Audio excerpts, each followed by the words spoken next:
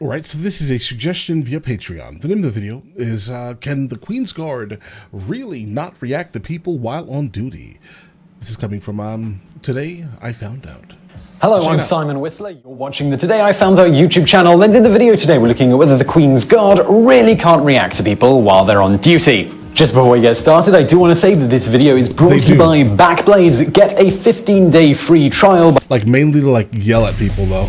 The Queen's Guard comprises of various soldiers tasked with guarding the residences of the Queen and, by extension, the Queen herself. Consisting of soldiers, mostly handpicked from 5 elite regiments within the British military, the Queen's Guard are internationally renowned for their stoic dedication to duty. However, contrary to popular belief, these soldiers are permitted to move and do so regularly, even when just on guard duty and not on parade, and in certain circumstances do react to hecklers or the like. That said, while on duty outside of the Queen's residences, these sentries are trained to remain unflinching in the face of everything from extreme weather to screaming abuse a few inches from their faces. In fact, if they end up having to relieve themselves during 2-hour shifts, generally 2 hours on, 4 hours off, they remain just as outwardly unflappable, instructed to simply perform their necessities right in their thick woolen trousers, which, according to Guardsman Sean Marsden, are sufficiently dark to cover their embarrassment. While this might seem a short span of time, right, hey guys, listen, so not a lot of them,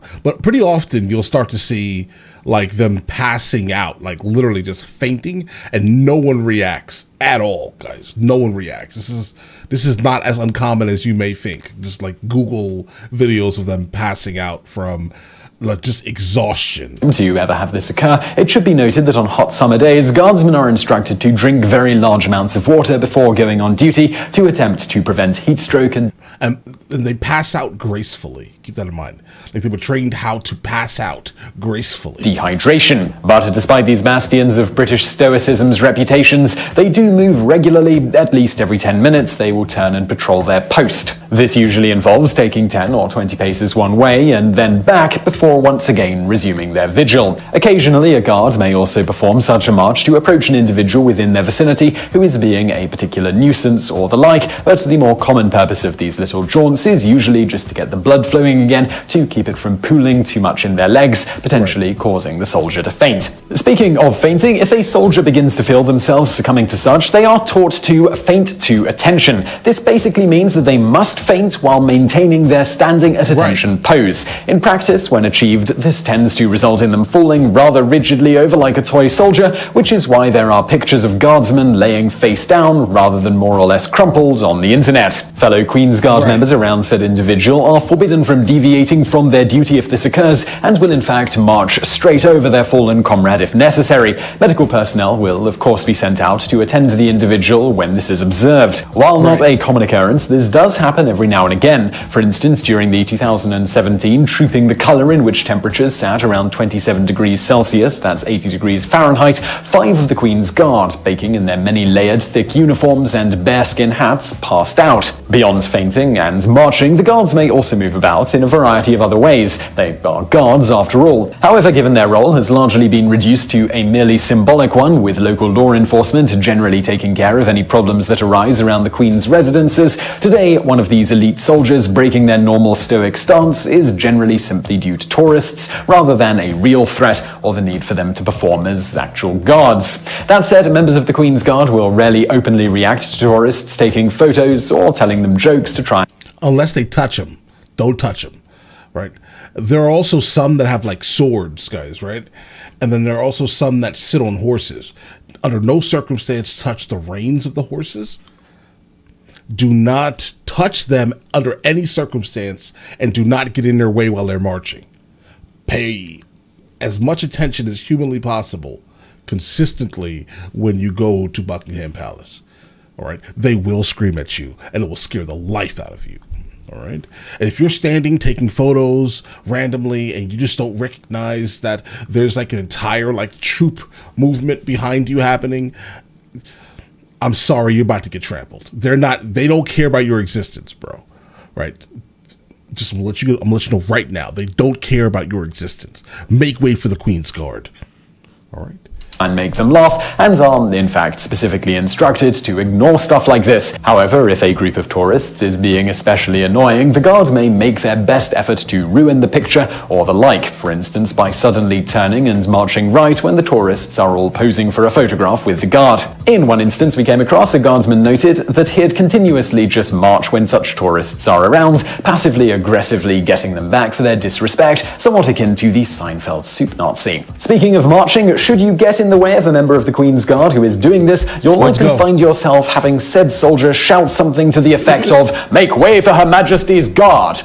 I didn't hear that one. Failure to move out of the way will result in you being knocked over as... Like, every time I've heard it, like, being yelled, it's always been the same. Make way for the Queen's Guard. Like, as loud as humanly possible. Just understand. Get out. Just move. Right? Just generally move either left or right, obviously, but just pay attention, because they could be, like, this close to you, and you're about to get trampled. You and your baby. Bro. I saw one time one of the Queen's Guards, like slap a baby, bro. In front of the Queen. It wasn't on purpose, right? But it was he standing at attention, and just so happened that there was like a baby behind him, and you know, that was crazy.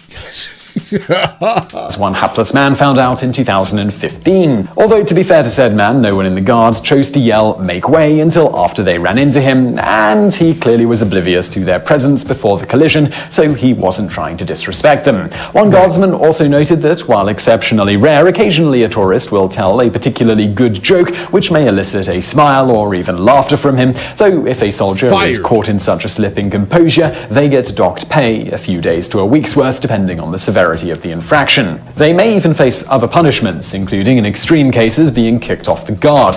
Thus, while trying to get the guard to lose their composure may seem all fun and games to tourists, if one is successful and the guard's superiors find out, that person may just have screwed with the livelihood of said soldier, who is in the first place not exactly getting rich being a member of the guard. They are generally paid somewhere between £1,200 and £2,000 a month, which is about $1,500 to $2,600. I'm gonna be honest, that's actually not bad for the UK, but specifically if they're living like around London, forget it. They're suffering, bro. I'm just gonna be honest. Like, it may be better to live somewhere out in the country and like one of the shires or the hams, okay, mainly, maybe, right? And then just basically bus or train there every single day. Don't live in London, guys. Period. As for sanctioned interactions with people, should the guard deem someone enough of a nuisance, though not necessarily a real threat, with, in that case, the guards free to react however they see fit to deal with the situation, they are instructed to do the following. Come to attention sharply, involving a very loud stamp, which is all the more startling when said soldier was otherwise motionless before. Shouting sharp instructions at the individual being a nuisance. This might be something like, "Step back from the Queen's Guard," with the guards required to keep their warnings and ultimatums brief and to the point. Then there is marching towards the individual and pointing the bayoneted rifle directly at the person being a nuisance. If all else fails, they can detain the person causing the disturbance or press a button in the sentry box, which will alert police and they'll come and deal with the situation. One potential almost surefire way of eliciting such a strong reaction is to touch the guard or otherwise exhibit extremely disrespectful behavior, such as marching along beside the soldier in a mocking fashion while insulting the guard verbally. And if you're wondering whether said rifles that are pointed at your face in such a scenario are loaded or not, well, they're usually not, though one imagines having a sharpened bayonet wielded by a highly trained soldier shoved in your face is intimidating enough, even if you know that the gun attached to it's not loaded. Occasionally the guard do carry ammunition with them though, particularly when there's knowledge of a credible threat to the safety of the Queen or nation, or otherwise when a heightened state of security is ordered. In these cases, if necessary, the soldier can load the rifle in a blink of an eye by simply ejecting the empty magazine and popping a full one in. And yes, as actual guards, even if their duties today are mostly ceremonial in practice, said individuals are authorized to use deadly force when appropriate, most notably if they feel their own lives, members of the royal family, or the general public near their guard post are endangered. As an idea of what the Queen's Guard have long had to deal with from people, former guardsman Ronald Tibbetts notes, "Some march up and down with us and others pull out bearskins. Some people put fag ends down the rifle butts, some stick oranges." They put what down the butt? What?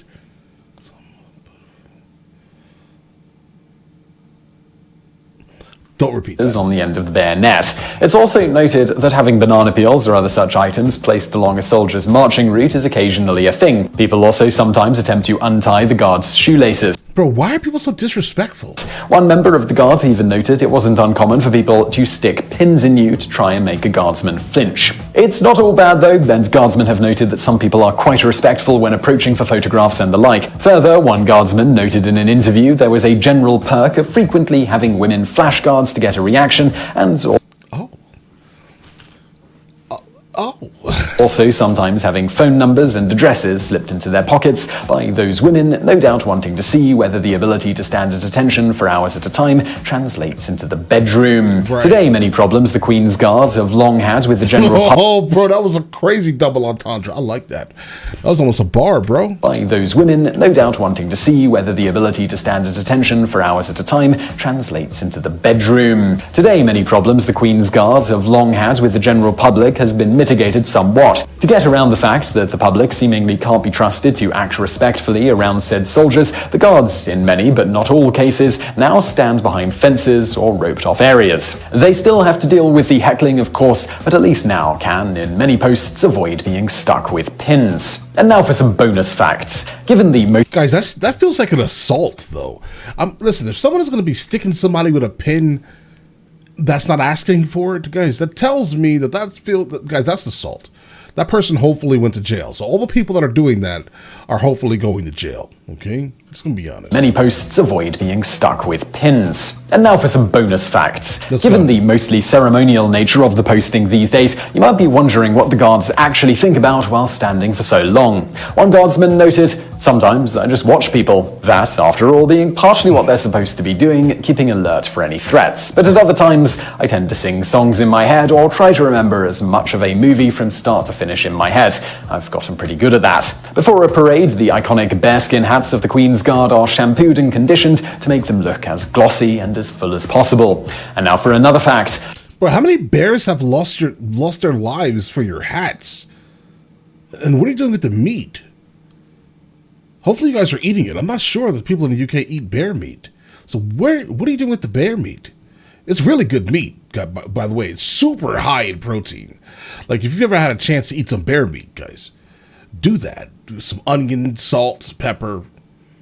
That's probably it. You can do a little bit more with that, like make a stew with it, obviously, but eat it in the fashion of a steak. Make sure it's obviously well cooked, guys. You know what I'm saying? This is a well done type of meat, right? But yeah, keep the seasoning very light. Real onion, salt, pepper. Bro, trust me. Put on a grill. Individual soldiers are also expected to comb their hats on a daily basis. These bearskin hats are made from Canadian brown bear and generally weigh about 1 kilogram, though get significantly heavier when it's raining. And now for another fact. The practice of the guard wearing large bearskin hats dates back to the early 19th century, with the hat's purpose primarily meant to intimidate by making the soldier wearing it look much taller. And now for another that doesn't work. Bonus fact. In some ways, the Queen's Guard are comparable to the soldiers who guard the Tomb of the Unknowns in the US. Both are famed for their discipline and commitment to duty, and both can, contrary to popular opinion, deviate from the strict regimented routine. Guys, yes and no. This gun is not loaded. I think it keeps like one in the chamber, but their sidearm is absolutely loaded, guys. That's the difference. Like, at all times, they can put you down at all times. All right, at all times. But all right, let's go. Should a member of the public act in a disrespectful manner. And now for another bonus fact. Although the soldiers who serve in the Queen's Guard are invariably a member from one of the 5 regiments of the Foot Guard from the British Army's Household Division, specifically the Grenadier Guards, the Coldstream Guards, the Scots Guards, the Irish Guards, the Welsh Guards, meaning the Queen is protected by soldiers from the 4 countries that make up the United Kingdom, they can, in theory, hail from any regiment serving in the Commonwealth. Because of this, the duties of the Queen's Guard, on occasion, have been assumed by everyone from the Royal Marines to the Canadian Expeditionary Force over the years. It's great always to welcome back a regular sponsor, and Backblaze is one of those. If you don't know, Backblaze, they are an online backup. Happens to it, you can get all of those. It certainly can be in the background. All right, guys, listen. I would personally say if you do go visit these people, like these, well, go visit the castles, right? Leave the people alone, all right? That's it. They're just doing their job. They're not bothering you, That's it. They look really good in photos because the outfit is super red, on the gray background of the UK generally, right? You get what I'm saying here? It looks really good in photos. Don't get too close to these people. Don't touch them under no circumstance. If you see the guy with the horse, tell him I'm sorry. Don't touch the reins, guys. All right? Don't touch the reins under any circumstance. But tell him I'm sorry. You guys all have an absolutely amazing day and enjoy your day thoroughly.